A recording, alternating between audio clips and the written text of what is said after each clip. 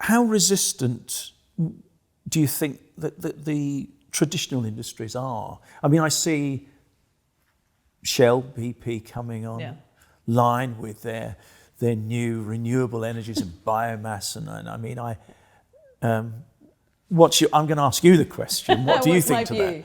Yeah. So I think I recently was on a panel with somebody from, I think it was from BP. I think for me, the guy was saying, oh, our shareholders can hold us to account in 10 years' time. And the point is, 10 years' time is too late if we're holding them to account and they haven't delivered what they promised to deliver. So they kind of need to be showing us now how much are they investing in fossil and how much are they investing in renewables, and actually be very transparent about that data, because they're still putting a huge amount into fossil. However, there is a massive amount of pressure on them now. And that's something that all of us can do as individuals. If all of us write to our pension funds or our pension companies who hold our pension funds and say to them, we do not want you investing in fossil, they have to change. And that then takes the investment away from those companies, which reduces their value. And which makes them absolutely do something. So if there are no debt providers and no equity providers into those big organisations, they have to start changing their behaviour. I think a new phrase has come about in recent years called greenwashing. Yes. Is that how you describe some of the bigger companies the carbon companies that are trying now to look as if they're being environmentally astute? Yeah, I mean, there's a lot of advertising that you see. I mean, it always seems to be at airports, I seem to come across it, where you see these large oil companies basically saying, the future is solar. But potentially they're not actually investing anything in solar. They're just saying the future is this or the future is this.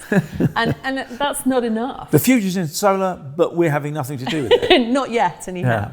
Not until somebody forces us to. Yeah. And I think this is the big issue, is that people become very complacent because they think, oh, it's okay, they've sorted it. They're big energy companies, they're on it. We're comfortable, and of course that's what they're trying to do, because they don't want the pressure to have to move faster. Because it is a problem for a company like yours, isn't it? If you've got competition out there, if somebody could quite understandably sign up with a major oil producing company and say, we will provide you with completely green electricity, and actually they're sort of, they're not falsifying it, they are actually manipulating the system to provide that. I mean, we called it out, we've been calling it out for about 3 years now. Shell, when they came into the electricity market in the UK, they went 100% renewable overnight like that, which is obviously not possible, because they bought some certificates in the marketplace, which is a very cheap way of showing It's the carbon offset certificates. It's not carbon offset, actually. They're called renewable certificates. Yeah. They are issued with renewable power, but they're not connected to it. So there's the potential to double sell. There's lots of different sort of greenwashing. You can buy them from other countries in Europe who don't have the same regulations. I find this hard to get my head around this, so I'd like you to explain to me a little bit. These renewable certificates, you can buy them from people that sort of underspend on their carbon output. Is that how it works? So no, what you can do, so renewable certificates are issued with renewable production, but they're issued across the whole of Europe. Right. Okay, so I could buy some renewable certificates in Poland and use them in the UK and say, this is my green power. Yeah. Now, if Poland doesn't have the same regulation as me, I could call it green power in Poland as well. Yeah. So I've just double counted that. And actually, if a business buys its power directly from a wind farm, it's buying its power directly from a wind farm. So it's saying, I'm buying the electricity from this wind farm. But it could also sell those green certificates to somebody else.